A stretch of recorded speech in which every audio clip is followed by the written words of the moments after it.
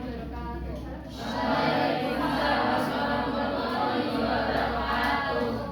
Alhamdulillahirobbilalamin. Syukur kita haturkan kepada Tuhan Yang Maha Esa karena sudah memberikan kesempatan untuk kita kembali hadir di mata kuliah dasar linguistik pada siang hari ini.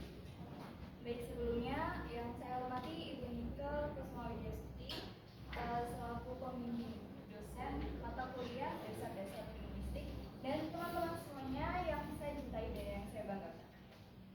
Baik teman-teman semuanya, di sini kami semua akan mempresentasikan sebuah materi yaitu dasar sintaksis. Nah, sebelum kita memulai jalannya acara, izinkan kami untuk memperkenalkan diri terlebih dahulu. Sebelumnya, perkenalkan nama saya Adinda Dewi Larasati Ismatia dengan NIM 240202004. Halo, saya sendiri Syahrul Ramadan dengan NIM 2402020051. Saya Elia Rodania Husna dengan NIM 2402020165. Saya Sofia Bayu Anseroh dengan NIM 2402020166. Saya Kusbita Sari dengan NIM 240202009. Oke, nah kita sudah perkenalkan diri kita sendiri masing-masing. Jadi mari kita masuk ke materi yang pertama, yaitu hakikat sintaksis. Teman-teman, sebelumnya pastinya kita sudah nggak asing ya tentang sintaksis ini karena kita sendiri mempelajari di mata kuliah sintaksis. Namun kami akan menjelaskan dasar sintaksis tidak secara detail seperti itu. Kita hanya menjelaskan tentang dasar-dasarnya saja dan kita hanya menjelaskan rangkuman yang bisa kita sampaikan pada hari ini. Jadi hakikat sintaksis. Jadi banyak para ahli ini mereka mempunyai pendapat masing-masing tentang definisi atau hakikat sintaksis. Jadi masing-masing ahli ini memiliki pendapat yang berbeda-beda mengenai definisi sintaksis. Yang pertama ada Ramlan yang mendefinisikan sintaksis adalah bagian atau cabang ilmu yang membicarakan seluk-beluk wacana, klausa, frasa, dan kalimat. Dan yang kedua ada Striker dan Tarigan yang menjelaskan tentang sintaksis adalah telah mengenai pola yang diperlukan sebagai sarana untuk menghubung-hubungkan kata menjadi kalimat. Dan yang ketiga ada Mulyono yang berpendapat bahwa sintaksis adalah studi kaidah kombinasi kata menjadi satuan yang lebih besar lagi tingkatannya, menjadi satuan yang tingkatannya lebih tinggi lagi, yaitu frasa, klausa, dan kalimat. Nah, namun dari ketiga perbedaan definisi dari para ahli tersebut, kita menghasilkan simpulan sintaksis secara umum adalah bagian dari tata bahasa yang membahas tentang kaidah penggabungan kata menjadi satuan gramatik yang lebih besar lagi, yaitu frasa, klausa, dan kalimat sesuai dengan penempatan morfem suprasegmental atau intonasi dan sesuai dengan struktur semantik yang diinginkan pembicara sebagai dasar dalam sebagai dasarnya. Nah, selanjutnya kami akan membahas tentang semua tadi selanjutnya yang disampaikan oleh rekan saya. Yang kedua yaitu adalah unsur-unsur dari dasar-dasar sintaksis. Unsur-unsur dari dasar-dasar sintaksis itu ada 4. Yang pertama yaitu kata, yang kedua yaitu frasa, yang ketiga yaitu klausa, dan yang keempat itu adalah kalimat. Yang pertama yaitu kata. Menurut Rida Laksa, kata adalah satuan bahasa yang paling kecil yang berdiri sendiri, yang memiliki makna dan yang terdiri dari morfem bebas maupun morfem terikat. Kemudian peran dari kata dalam dasar-dasar sintaksis yang pertama yaitu sebagai pengisi fungsi sintaksis, yang kedua yaitu memberikan tanda kategorisasi sintaksis, dan yang ketiga yaitu sebagai rangkai dalam satuan sintaksis. Yang pertama, saya akan menjelaskan kata sebagai pengisi fungsi sintaksis. Kata sebagai fungsi sintaksis itu merujuk pada peran atau kedudukan kata dalam membentuk suatu kalimat berdasarkan fungsinya dalam membentuk struktur kalimat. Nah, kemudian saya akan menjelaskan fungsi dari kata sebagai saya akan menjelaskan tentang fungsi dari sintaksis. Fungsi sintaksis itu ada 4, yaitu yang pertama adalah subjek, yang kedua adalah predikat, yang ketiga adalah objek, yang keempat adalah pelengkap, dan yang kelima adalah keterangan.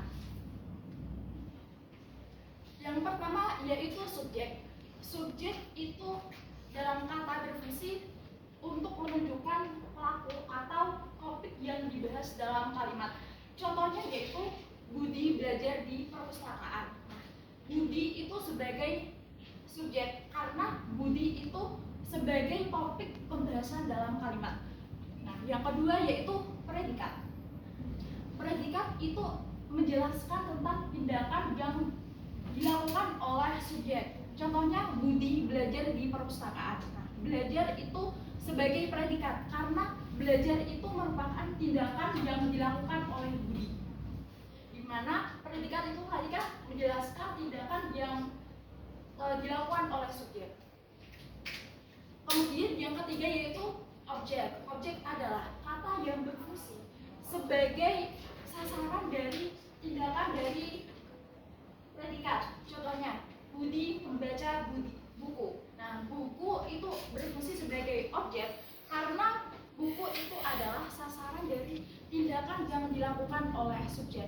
Kemudian pelengkap. Pelengkap yaitu kata yang melengkapi makna predikat. Nah, contohnya yaitu Budi menjadi guru. Nah, guru itu berfungsi sebagai pelengkap karena guru itu melengkapi sebuah predikat. Nah, fungsi dari objek sama predikat itu tuh sama, yaitu fungsi sebagai objek dan pelengkap itu tuh sama tempatnya setelah predikat. Cuma objek itu untuk kalimat aktif, kalau pelengkap itu untuk kalimat pasif.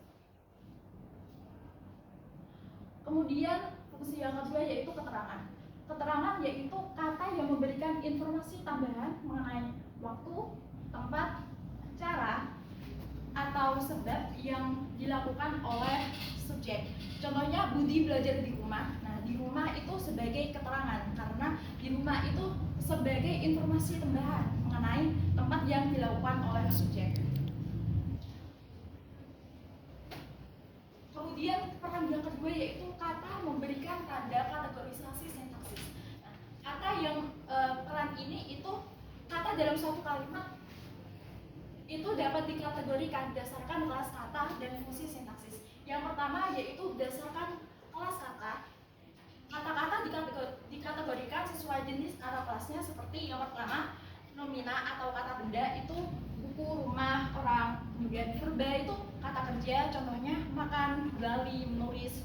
Kemudian yang ketiga yaitu adjektiva atau kata sifat, contohnya besar, cantik, cepat. Kemudian adverbia atau kata keterangan, contohnya di sini, dengan cepat, hari ini. Kemudian peran yang ketiga yaitu sebagai perangkai dalam satuan atau bagian sintaksis di atasnya, yaitu frasa, klausa, kalimat. Artinya kata itu membentuk frasa. Gabungan dari kata itu membentuk frasa, gabungan dari frasa itu bisa membentuk klausa, dan gabungan dari klausa itu bisa dan klausa itu sudah belum terbentuk kalimat karena dalam klausa itu ada unsur yang kurang seperti kayak tanda bacanya. Kemudian kalimat itu susunan dari frasa yang mempunyai struktur fungsi yang sudah lengkap. Kemudian sebab selanjutnya akan dijelaskan oleh rekan saya. Baik, yang selanjutnya adalah frasa. Di dalam ilmu sintaksis kita mempelajari salah satu ilmu yaitu ilmu mengenai frasa. Apa yang dimaksud dengan frasa itu? Frasa adalah gabungan dari dua kata atau lebih yang mengisi salah satu fungsi di dalam sintaksis. Seperti yang kita ketahui sebelumnya, kalau fungsi sintaksis itu kan ada 4, yaitu fungsi subjek, fungsi predikat, fungsi objek, dan juga fungsi keterangan. Saya boleh kasih contoh ya teman-teman?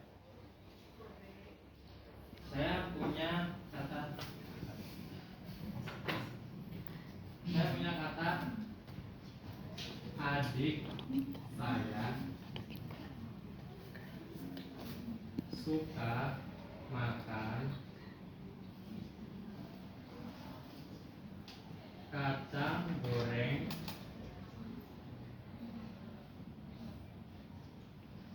di kamar. Nah, ini bisa dilihat teman-teman ya. Ini adik saya. Ini kan gabungan dari dua kata. Dua kata yang mengisi fungsi satu fungsi, yaitu fungsi sebagai subjek. Dan kata suka makan ini kan juga gabungan dari dua kata, mengisi salah satu fungsi yaitu fungsi predikat. Lalu ada kata kacang goreng. Ini dua kata gabungan dua kata yang mengisi satu fungsi yaitu fungsi objek. Lalu di kamar ini juga gabungan dari dua kata yang mengisi fungsi keterangan. Tepatnya keterangan tempat. Nah, dari sini bisa didefinisikan kalau frasa itu adalah gabungan dari dua kata atau lebih. Kenapa dua kata atau lebih? Misal kita lebih. Misal kita bisa tambahkan sisipan di sini ya. Misal adik saya yang berambut pirang, itu kan juga masih dalam satu fungsi yang sama. Misal masih di dalam subjek gitu ya. Atau misal di kata kacang goreng ini, misal sebungkus kacang goreng atau kacang goreng asin, itu kan juga masih mengisi fungsi objek yang sama. Lalu di kamar ini juga di kamar ayah atau di kamar ibu atau di kamar belajar kakak, itu kan juga bisa masih mengisi salah satu fungsi yaitu fungsi keterangan tempat. Nah, dari frasa-frasa ini juga ada beberapa kategori, yaitu kategori frasa nomina yang mengisi fungsi subjek sama objek itu adalah frasa nomina. Lalu yang mengisi fungsi predikat adalah frasa adjektiva dan frasa verba. Lalu ada keterangan fungsi keterangan ini diisi oleh frasa preposisi. Materi selanjutnya akan dijelaskan oleh Untuk unsur sintaksis yang selanjutnya adalah klausa. Klausa adalah satuan gramatikal yang kelompok kata yang sekurang-kurangnya terdiri atas subjek dan predikat yang memiliki potensi sebagai sebuah kalimat. Nah, klausa ini memiliki beberapa ciri-ciri. Ciri-ciri yang pertama, klausa terdiri dari dua kata terlebih. Yang kedua, klausa terdiri atas subjek dan predikat. Dan yang ketiga, dapat disertai objek, keterangan, objek lengkap dan keterangan. Yang keempat, memiliki makna yang lengkap. Yang kelima, memiliki fungsi gramatikal dalam kalimat. Yang keenam, tidak memiliki intonasi. Dan yang terakhir, klausa tidak memiliki tanda baca. Untuk contoh klausa ada banyak sekali. Namun di sini saya hanya akan menyampaikan 3 contoh dari klausa. Yang pertama, dia sedang belajar. Dia di sini sebagai subjek dan sedang belajar sebagai predikat. Untuk contoh kedua adalah selang hujan cerdas. Selang hujan di sini sebagai subjek dan cerdas sebagai predikat. Untuk contoh yang terakhir adalah mereka pergi ke pasar. Mereka di sini sebagai subjek dan pergi ke pasar sebagai predikat. Untuk unsur sintaksis berikutnya akan dijelaskan oleh rekan saya. Terima kasih. Baik, di sini saya akan menjelaskan tentang kalimat. Nah, di kalimat ini ada definisi, ciri-ciri, dan jenis-jenis kalimat. Definisi berdasarkan Alwi menjelaskan bahwa kalimat adalah satuan bahasa terkecil yang mengungkapkan pikiran, baik melalui tulisan atau secara lisan.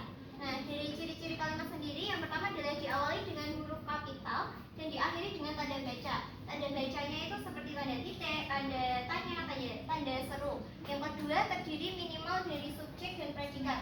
Bisa juga ditambahi dengan objek ataupun keterangan. Yang ketiga, memiliki fonem dan morfem. Fonem ini merujuk pada bunyi, sedangkan morfem ini merujuk pada makna. Yang keempat adalah urutannya logis dan sesuai dengan fungsi SPOK. Jadi subjek, predikat, objek, dan keterangan.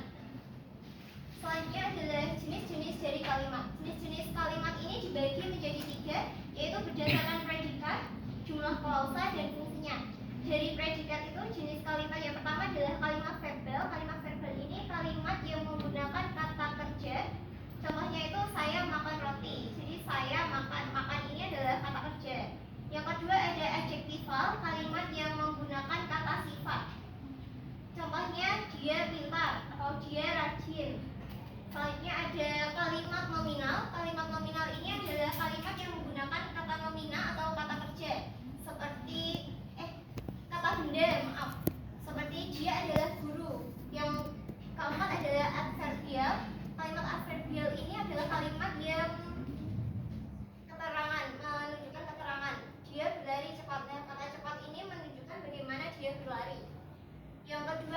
jumlah klausa, yaitu kalimat tunggal. Kalimat tunggal ini terdiri dari satu pola, seperti subjek dan predikat. Ibu pergi ke pasar, bisa juga ditandai dengan objek atau keterangan. Yang kedua ada kalimat majmuk bertingkat. Nah, kalimat majmuk bertingkat ini terdiri dari dua klausa yang kedudukannya itu tidak setara. Biasanya ini terdiri dari induk kalimat dan anak kalimat.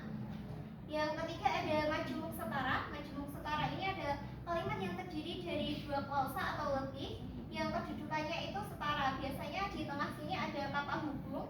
Jadi ini saya pergi ke sekolah, subjek, predikat. Terus ini ada keterangan, ini juga subjek, predikat, dan keterangan.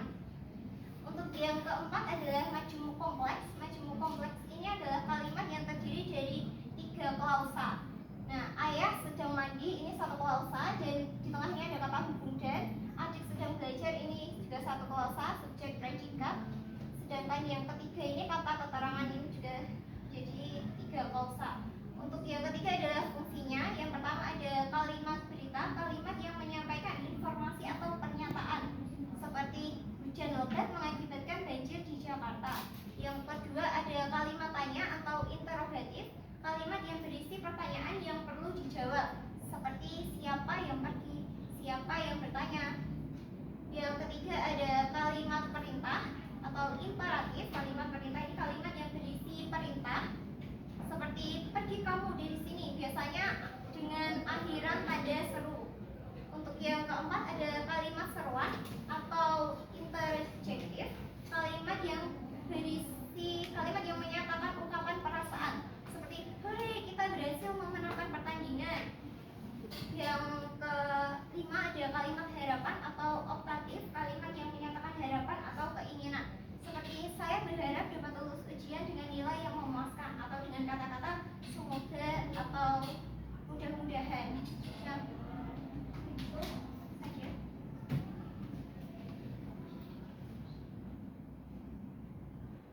Baik teman-teman semuanya, setelah kita mendengarkan penjelasan dari masing-masing anggota kelompok kita, di sini kita akan membuka sesi tanya jawab. Namun dalam sesi ini kita hanya membuka 3 penanya saja.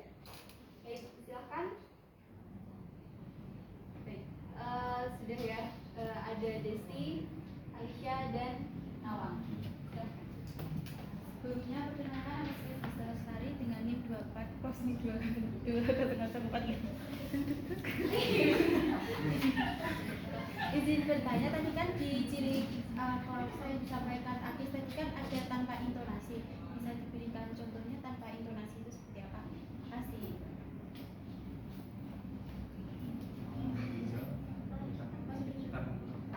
Baik, kita tamu. Silakan. Perkenalkan, nama saya Alicia Nadia Putri dengan NIM 240200065. Di sini saya mau bertanya, tadi pada penjelasan mengenai klausa disebutkan bahwa klausa itu berfungsi sebagai fungsi gramatikal. Nah, pertanyaan saya, apa yang dimaksud dengan fungsi gramatikal? Terima kasih. Silakan selanjutnya Nawang. Perkenalkan, nama saya Nawang Wulan dengan NIM 240202071. Di sini saya izin bertanya, kan tadi ada jenis-jenis kalimat berdasarkan fungsinya. Tadi disebutkan ada perintah dan seruan. Apakah perbedaan dari perintah dan seruan, sedangkan kalimat terakhirnya sama-sama menggunakan tanda seru? Terima kasih. Baik, terima kasih atas pertanyaan dari semuanya. Kami akan berdiskusi sebentar untuk menjawabnya.